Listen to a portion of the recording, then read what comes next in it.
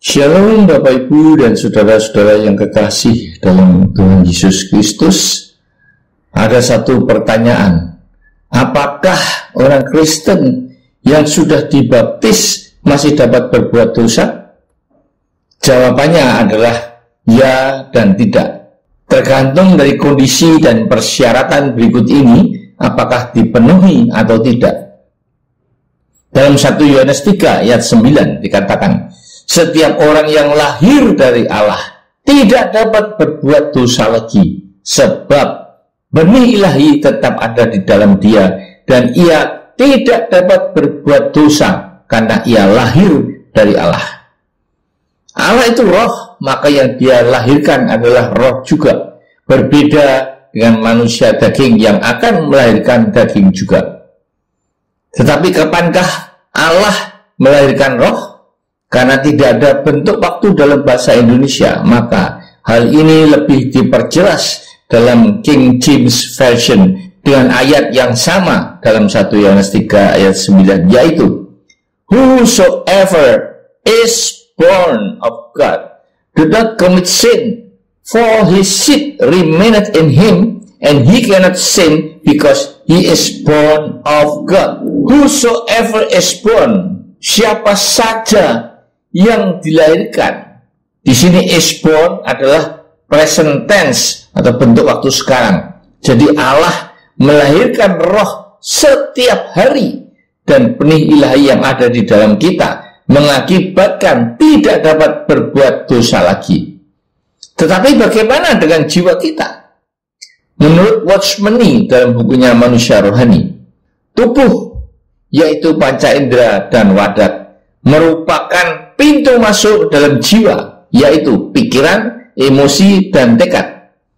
Dan jiwa adalah pintu masuk ke dalam roh, yaitu hati nurani, intuisi, dan persekutuan. Saudara-saudara, ular menggoda Hawa dan membuatnya jatuh ke dalam dosa, dimulai dari tubuhnya, yaitu ketika melihat, yaitu panca indera, buah larangan itu baik dan sedap untuk dimakan. Timbul emosinya dan masuk ke dalam pikirannya bahwa pohon itu menarik hati karena memberikan pengertian, sehingga dia mengambil buah larangan itu dan memakannya. Itulah tekad.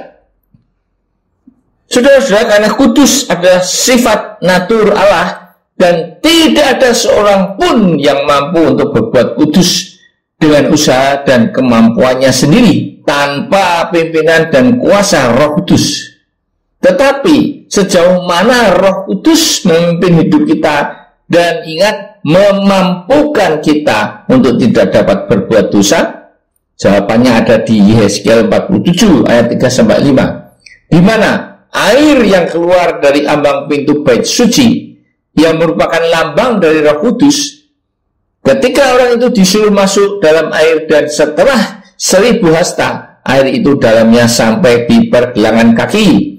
Lalu maju 1000 hasta lagi, air itu naik sampai ke lutut, dan 1000 hasta kemudian naik sampai ke pinggang, dan akhirnya 1000 hasta lagi, air itu sudah menjadi sungai sehingga tidak dapat berjalan lagi, sehingga orang dapat berenang. Suatu sungai yang tidak dapat diseberangi lagi.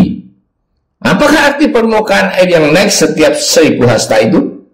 Karena keinginan daging berlawanan dengan keinginan roh, dan seringkali keinginan daging mengalahkan keinginan roh, sehingga manusia melakukan apa yang tidak dikehendaki. Dalam Galatia 5 ayat 17, ketika air itu sampai di pergelangan kaki, maka kita masih sangat mudah untuk bergerak.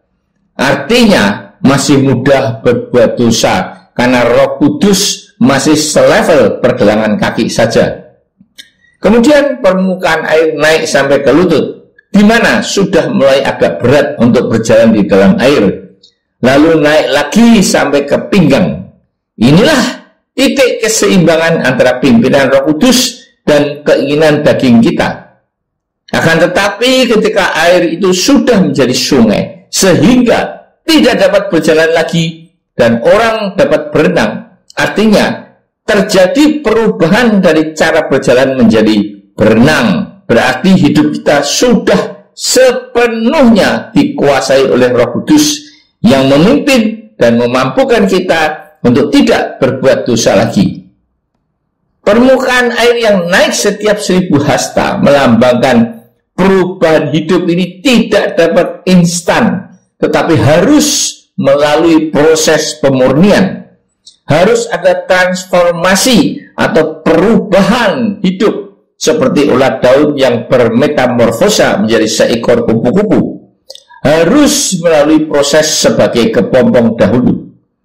Jika benih ilahi itu adalah Kristus, maka kita akan menaruh pikiran dan perasaan yang terdapat juga dalam Kristus Yesus, seperti dalam Filipi 2 ayat 5. Karena manusia diciptakan sesuai dengan rupa dan gambar Kristus. Kesimpulannya, orang Kristen yang sudah dibaptis tidak dapat berbuat dosa lagi jika syarat-syarat yang telah disebutkan di atas dipenuhi. Amin.